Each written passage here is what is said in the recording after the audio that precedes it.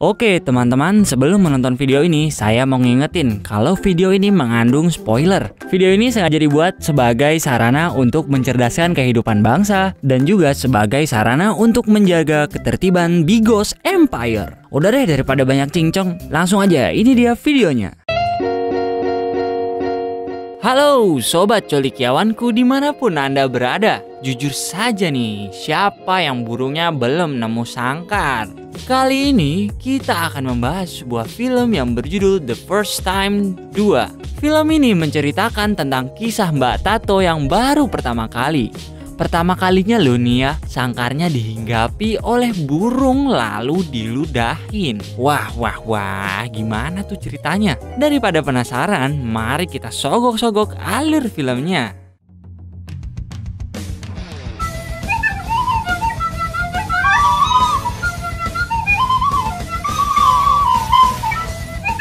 Di awal film, kita akan berjumpa dengan Sugeng yang sedang duduk manis di depan rumah Pak RT sembari menunggu Mas Pono untuk pergi minum ciu. Tak lama kemudian, datanglah si Pono itu. Tapi ternyata, ia tidak sendirian. Mas Pono yang sudah terkenal sebagai penjelajah alam, kini datang bersama Mbak Bondol. Untuk apa ya kira-kira? Pasti sobat colikiawan semua sudah lebih paham dong. Sugeng yang sudah menunggu sedari tadi kini harus pasrah kembali menunggu karena Mas Pono hendak mengecek sangkar burung milik Mbak Bondol. Dan benar saja, di dalam kamarnya Mas Pono, ia tidak hanya mengecek sangkar burungnya, tapi juga mencoba burungnya untuk dimasukkan ke dalam sangkar. Tapi, sepertinya sangkarnya itu terlalu sempit, hingga Mbak Bondol terus berteriak, "Ike, basah!" Lalu, Mas Pono akhirnya menemui Sugeng di sebuah kafe sederhana. Tak disangkanya, ini adalah terakhir kalinya mereka nongkrong bareng sebelum Mas Pono berangkat tugas sebagai seorang tentara. Sugeng yang hendak ditinggal pun tak mau ditinggal begitu saja. Ia meminta Mas Pono yang sudah terkenal ahli dalam menjelajah alam dan tentu saja bercocok tanam. Mas Pono pun menjelaskan ada 2 kriteria owner serabi lempit yang free access. Catat juga nih sobat colikiawan. Yang pertama, yang kedua, dan ini penting banget nih. Setelah menerima petua yang sangat berharga itu, akhirnya mereka berdua pun pulang. Di tengah jalan, tanpa disengaja mereka berjumpa dengan owner serabi lempit yang tampak lemah lunglai tak berdaya di tengah jalan. Meski sempat kebingungan, akhirnya Sugeng memutuskan untuk menolongnya dan menggendongnya untuk dibawa ke kamarnya. Sesampainya di kamar, Sugeng begitu terpana melihat ada yang begitu menonjol namun bukan bakat. Tapi karena imannya masih kuat, Sugeng hanya memandanginya meskipun burungnya terus berkicau. Pagi pun menjelang. Akhirnya, owner serabi lempit yang tak lain dan tak bukan adalah Mbak Tato itu terkejut melihat ia berada di dalam kamar pria tak dikenal. Meski ia tahu Sugeng tidur di bawah, tapi ia tetap merasa was-was dan mengecek seluruh sumber daya alamnya, mulai dari persawahan hingga pegunungan. Saat semua dirasa aman, Mbak Tato pun membangunkan Sugeng untuk berterima kasih kepadanya. Arigatou gozaimasu. Kini mereka berdua telah duduk manis di ruang tamu dan siap menyantap batagor traktirannya Mbak Tato sebagai balas budi. Sugeng yang begitu penasaran pun bertanya, kenapa sih ia bisa tidur di tengah jalan? Usut punya usut, ternyata Mbak Tato ini adalah temannya Mbak Bondol. Saat sedang nongki-nongki manja, ia tidak terima dengan omongan Mbak Bondol yang mengejeknya belum pernah bercocok tanam. Karena kesal, ia pun meminum ciu bergendul-gendul hingga tanpa sadar ia sudah tidur di jalan. Sugeng yang masih polos pun juga bercerita bahwa hingga saat ini ia juga belum bercocok tanam karena belum ada sawah yang siap dibajak. Mendengar hal itu, serabi lempit Mbak Tato yang saat itu masih pink tiba-tiba seakan mempunyai detak jantung. Tak lama berselang, serabi lempitnya itu langsung bertransformasi menjadi serabi kucur. Ia terus berusaha menggoda Sugeng untuk membajak sawahnya. Sugeng pun tampak begitu ketakutan. Namun, karena ini kesempatan yang sangat langka, ia pun segera membawa Mbak Tato ke kamarnya. Karena ini pertama kalinya untuk Mbak Tato dan pertama kalinya juga untuk Mas Sugeng, mereka berdua tampak sudah siap dan akhirnya tampak wajah sumringah dari Sugeng yang burungnya bisa meludah sendiri tanpa masuk jajaran sobat colikiawan. Sedangkan Mbak Tato tak kalah sumringahnya tuh, karena sangkar burungnya sudah tidak kosong terus ya. Meskipun burungnya cuma ngintip masuk terus keluar lagi berkali-kali. Di tengah kesumringahan mereka yang sudah siap masuk ke ronde kedua, tiba-tiba Pono langsung membuka pintu. Mereka berdua pun langsung terkejut. Tapi Mas Pono justru menggoda Sugeng sembari perlahan keluar. Weh, lanjut. Waktu terus berlalu. Mereka yang hendak meneruskan ke ronde kedua kini harus menemui Mas Pono terlebih dahulu di ruang tamu.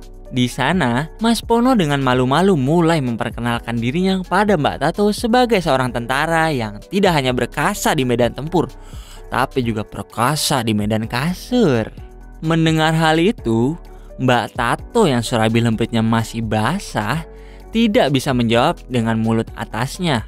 Tapi mulut bawahnya itu siap untuk beraksi. Tanpa babi bu lagi, Mas Pono pun langsung membawa Mbak Tato untuk ikut ke rumahnya. Sedangkan Sugeng yang burungnya masih aktif berkicau hanya melongo melihat kepergian Mbak Tato. Berbekal kabar burung tentang burungnya Mas Pono yang istimewa itu, Mbak Tato pun bercocok tanam dengan Mas Pono yang lebih...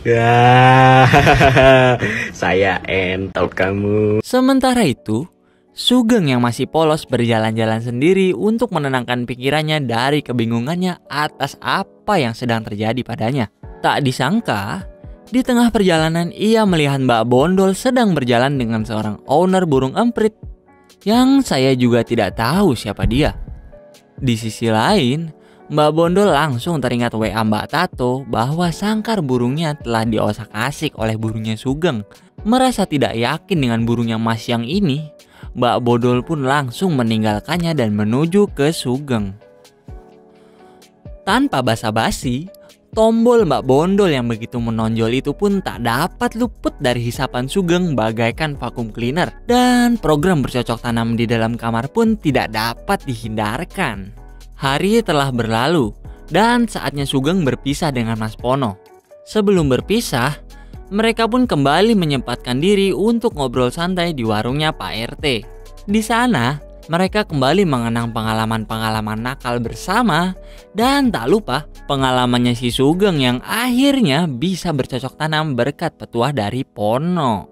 Meski harus berpisah, mereka berharap dapat terus bersama seperti persahabatan yang bagai kepompong berubah ulat menjadi kupu-kupu. Dan tentu saja, kemudian berpetualang mencari putik bunga yang siap dicelup. Waduh.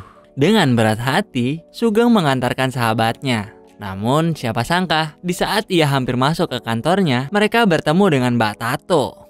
Usut punya usut, Mbak Tato ini adalah atasan dari Mas Pono. Tentu saja dong, hal itu menjadi kabar bahagia bagi mereka semua. Karena apa? Tahu sendiri dong.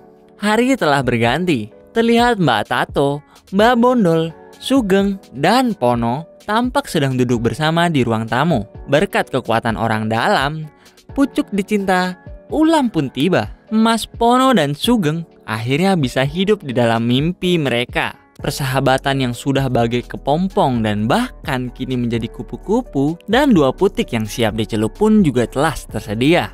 Kurang apa lagi coba tuh? Apa masih kurang yang tadi? Mari kita lanjut petualangan Mbak Tato bersama Sugeng dan Mas Pono dan bersama Mbak Bondol.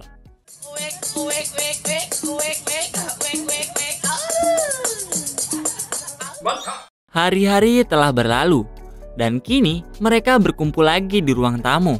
Karena merasa petualangan sudah tuntas, akhirnya mereka memutuskan untuk main lotre yang menentukan di manakah burung-burung itu akan hinggap, dan ternyata film pun berakhir.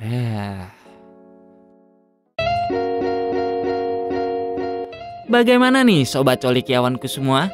Kalau kalian owner Serabi Lempit nih, pingin jadi Mbak Tato aja atau malah jadi Mbak Bondol nih. Tapi yang jelas, dua cewek seksi itu tentu saja cocok dijadikan bahan poligami bagi kalian semua. Iya kan? Udah, saya mau tidur dulu. Siapa tahu mimpiin Mbak Tato.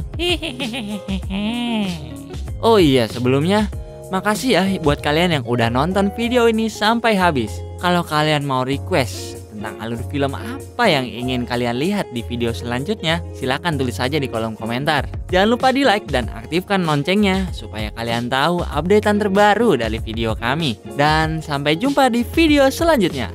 Bye bye.